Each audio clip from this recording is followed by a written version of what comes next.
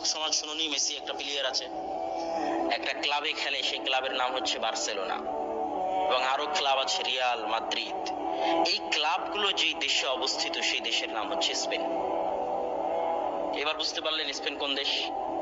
Saudi আরবে আমরা দেখি, সৌদি আরবের যুবকেরা, আমার খুব আফসোস হয়, কষ্ট হয়, শরীরে রোম শিউরে ওঠে যে আরব দেশের এই সমস্ত যুবক, এই সমস্ত কিশোর, তারা মেসির 10 নম্বর গেঞ্জি ইউজ করে। প্রচুর মেসির ভক্ত আছে সৌদিতে, রোনালদোর গেঞ্জি ইউজ করে, মেসির গেঞ্জি ইউজ করে, এবং তারা বার্সেলোনা, রিয়াল মাদ্রিদ এই সমস্ত ক্লাবের খেলা নিয়ে সর্বদা মত্ত থাকে। যেমন আমাদের যুব সমাজ বিপিএল এর খেলা নিয়ে মত্ত থাকে, বিপিএল এর জুয়ায় মত্ত থাকে।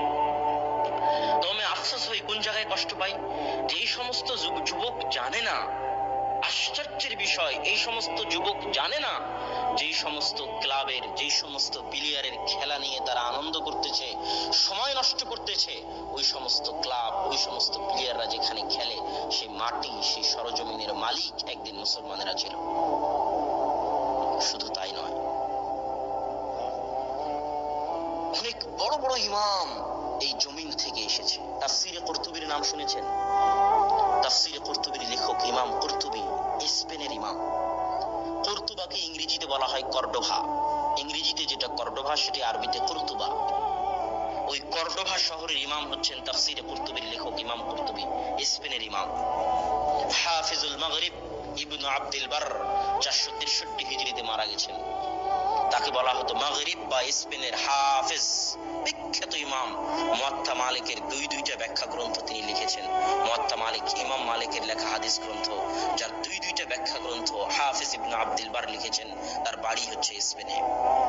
ইবনু হাজাম আন্দালুসি, বিখ্যাত ইমাম, তার শত শত বড় বই আছে, আল মুহাল্লা, যেই বই ছাড়া উলামায়ে কেরাম ফতোয়া দিতে পারে না, সেই বইয়ের লেখক ইবনু হাজাম আন্দালুসি হচ্ছেন স্পেনের ইমাম। আব্দুল হক আল ইশবিলি, বিখ্যাত মুহাদ্দিস, তার বহু বই আছে আহকামের উপর লিখিত, যে বইগুলোর পরবর্তীতে ইমামেরা ব্যাখ্যা করেছে, তিনি হচ্ছেন স্পেনের ইমাম। এইভাবে যদি স্পেনের ইমামদের নাম বলতে থাকি তো শেষ করা যাবে না, কিন্তু মুসলমানেরা তাদের ইতিহাস জানে না। তো ওই স্পেন মুসলমানেরা হারিয়ে ফেলেছে। যে বাইতুল মাকদিস ফিলিস্তিন, সে বাইতুল মাকদিস এখন পর্যন্ত মুসলমানেরা 2 বার হারিয়েছে। যে বাইতুল মাকদিস ওমর রাদিয়াল্লাহু তাআলা আনহু পায়ে হেঁটে এসে বিজয় করেছিলেন, বিজয় লাভ করেছিলেন। তার গোলাম ছিল উটের পিঠে, তিনি ছিলেন পায়ে হাঁটা অবস্থায়। এত বিশাল খলিফা যে বাইতুল মাকদিস বিজয় করেছেন, সেই বাইতুল মাকদিস মুসলমানেরা কয়বার হারিয়েছে? 2 বার হারিয়েছে।